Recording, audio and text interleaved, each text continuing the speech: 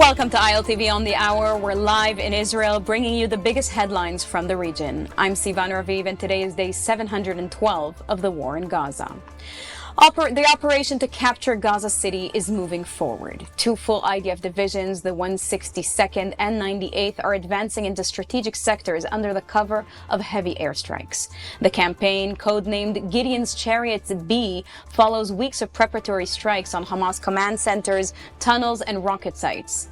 Overnight, Air Force drones, gunships, and artillery created what officials called a belt of fire to clear the way for infantry, tanks, and engineering units. Armored vehicles were seen pushing down Al-Ja'ala streets, a strategic axis deep in the city center.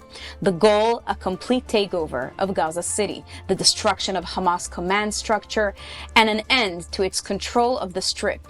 A third division, the Elite 36, is expected to join in the coming days. Despite reports of war fatigue, IDF sources say troop morale is high, with reservist turnout between 75 and 85%. In all, about 130,000 soldiers have been mobilized. The IDF is also opening humanitarian corridors to move civilians south into designated safe zones.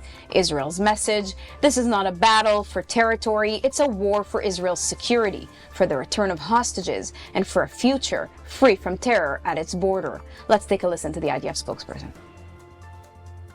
Gaza City is the central hub of Hamas's military and governing power, their main stronghold. Hamas has turned Gaza City into the largest human shield in history. Beneath the streets runs a vast network of tunnels connecting command centers, rocket launchers, and weapon storage facilities, all deliberately hidden under civilians and civilian infrastructure. Hamas continues to hold dozens of our hostages in inhuman conditions. Their safe return is at the forefront of our mission. They are the reason we continue our fight. With the IDF Gaza City operation now underway, Prime Minister Benjamin Netanyahu and President Donald Trump are each warning Hamas against harming hostages.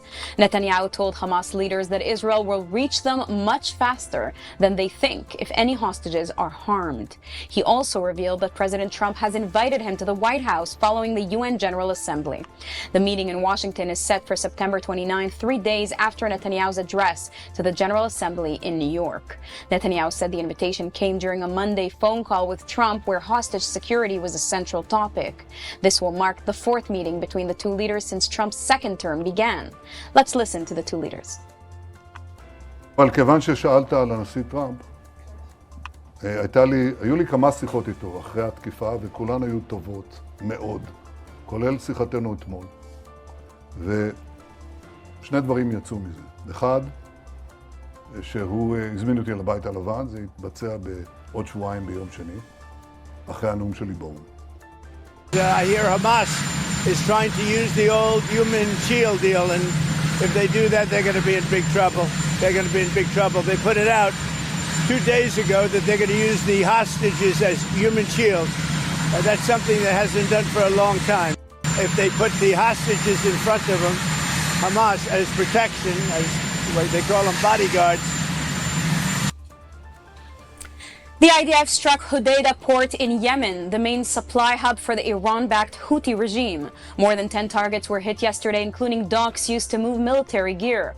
Hours later, the Houthis fired a missile toward Jerusalem, intercepted without damage or injuries. Defense Minister Israel Katz called the port the lifeline of the Houthi network and vowed to maintain the blockade. Prime Minister Netanyahu said the strike was a direct response to repeated UAV and missile attacks against Israel. Now that's a wrap for this edition of ILTV on the Hour, broadcasting live from Israel and the heart of the Middle East. I'm Sivan Raviv. Thank you very much for watching.